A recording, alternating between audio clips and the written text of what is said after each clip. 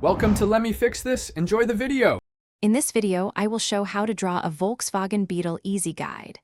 Begin by drawing a horizontal oval for the main body, then add a rounded cabin shape overlapping the rear third.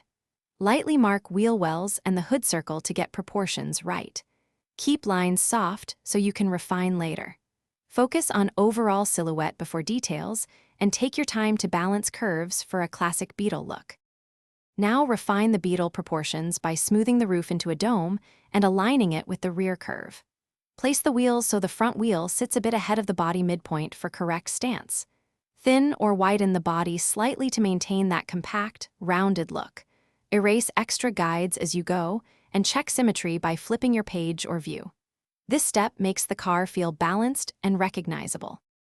Next, add defining features like round headlights and a simple curved bumper to the front face.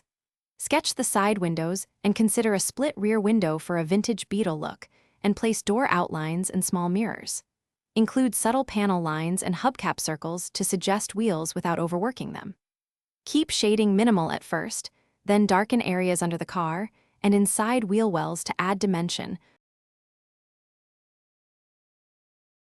Thanks for watching. If you found this helpful, don't forget to like and subscribe.